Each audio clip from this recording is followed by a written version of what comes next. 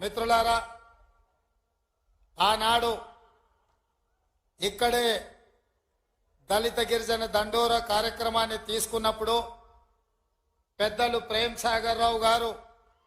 బాధ్యతను తీసుకొని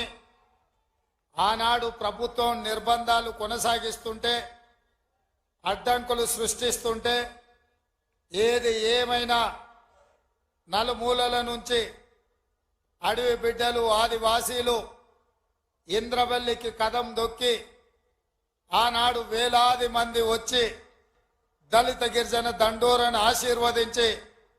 ఆగస్టు 9, 2021 నాడు